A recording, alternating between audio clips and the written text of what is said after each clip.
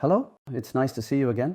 Today, following up on last time when I talked about my experiences in middle school, I will share my experiences from high school. Just like with the middle school period, the topics are as follows.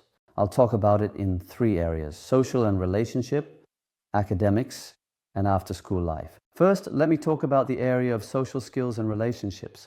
The high school period, well, the situation will be different for every child, but in my child's case, I think this was a time when they started to question their own identity. As I recall, it was around 8th or ninth grade when my child asked us what autism is. At the time, we tried to answer the question as honestly as we could, and my child actually seemed to accept it, realizing, oh, that's why I'm different.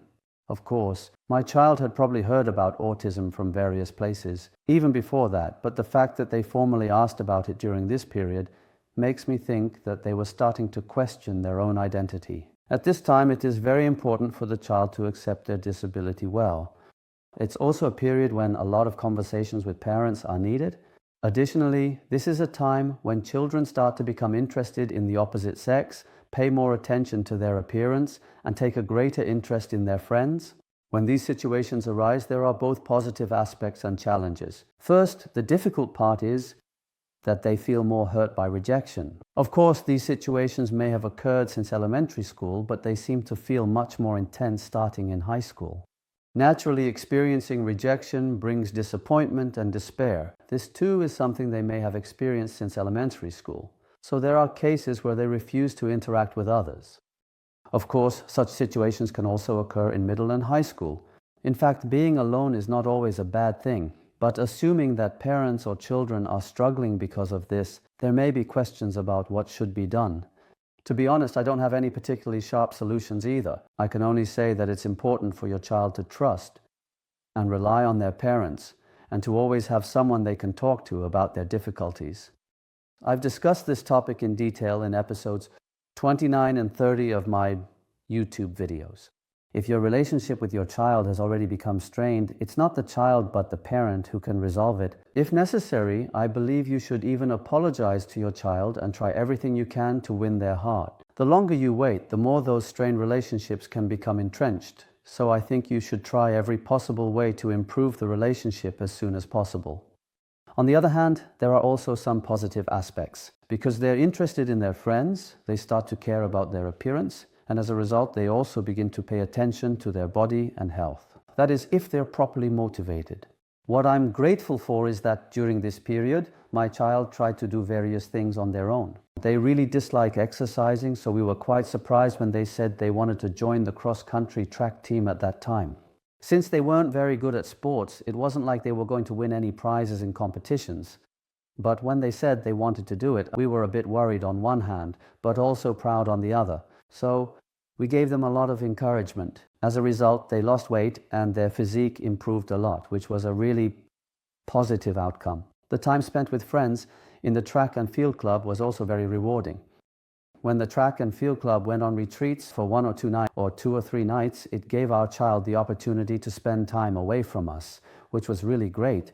Also, school activities like musicals, band and art provided valuable time to socialize with various friends. Rather than the programs themselves being particularly good, I think the main advantage was that there were many opportunities to interact with other friends. This also shows that the highest priority was placed on social skills and relationships. Also, providing opportunities for them to make their own choices and helping them achieve what they have chosen themselves. These are all things we mentioned in the previous video, and it means that we put those ideas into practice. Of course, since each child's situation is different, it should be tailored to fit their individual circumstances. As you watch videos like this, rather than thinking, oh, my child is different from the child shown here, so this won't work, I hope you'll focus on finding what can be done in your own situation, instead of looking for reasons why it can't be done. What I am most grateful to my child for is that even though they must have faced a lot of rejection and hurt since elementary school, instead of shutting themselves away in their room, they kept trying to spend time with friends, and even now, they are still making that effort. Do you think my child never had difficulties or stress? We also went through a lot of those things. I am proud of the way my child endures and tries to overcome such difficulties.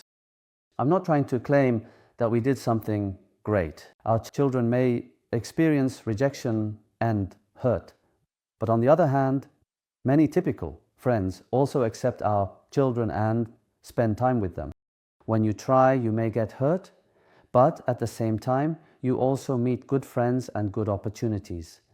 If you don't try, you might avoid getting hurt, but it's hard to have these kinds of opportunities. In my child's case, it was a small school with many seniors, classmates, and juniors who had been together for a long time, so there were quite a few friends who understood and supported my child. Of course, it wasn't as if there was always a best friend around all the time, but among them, there were even some high school friends who were more mature than adults. One thing I remember is that on my child's birthday, a friend who came gave my child a birthday card, and on the card, the friend had written, "Be yourself." That friend was encouraging my child, saying that my child is enough just as they are. In that sense, if possible, I hope you can make many attempts to meet friends.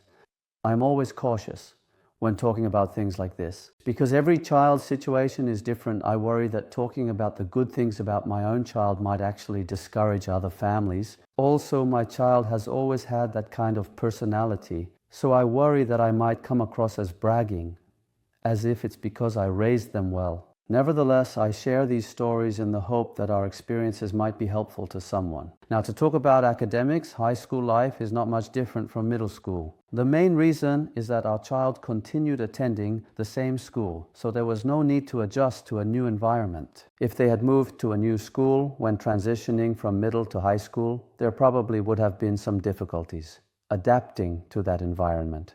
In our child's case, the main differences between middle school and high school were that the studies became a bit more challenging and that they had to prepare for graduation. When it came time to graduate, we had a meeting with the school teachers to discuss whether our child would receive a dogwood diploma or an evergreen certificate. At that time, the teachers suggested that since it would be a lot of stress for our child, it might be better to aim for the evergreen certificate rather than the dogwood diploma. However, we said that even if our child doesn't achieve the goal, the process is important, so we would aim for the dogwood diploma and prepare accordingly. Of course, at that time we discussed all of this with our child. I think it's no longer required now, but back then, in order to receive the dogwood diploma, you had to take the provincial exam. So preparing for the provincial exam wasn't easy, but after many ups and downs, our child managed to pass everything and received the dogwood diploma. To reiterate, what's important isn't just that we achieved this goal, but rather that we learned a lot throughout the process. That's what I want to emphasize. As for after-school life, the biggest difference from middle school was that now we were preparing for university after high school. Since our child set university preparation as a goal, I'll talk about this in more detail when we discuss preparing for adulthood. Next time, when my child was in 10th grade, we made a 15-year plan for them and prepared for university according to that plan. Since my child was interested in animation, it became the time to prepare to enter an animation department. First of all, they had to graduate from high school successfully, and to do that, they needed to prepare for the provincial exam.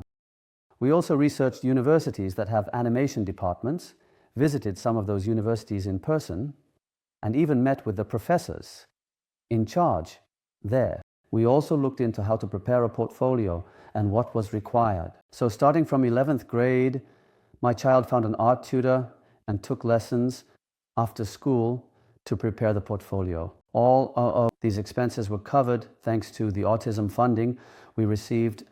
Today, I talked about the high school years like this. Next time, I'll share our experiences on how we prepared for adulthood before and after graduation. Thank you for watching.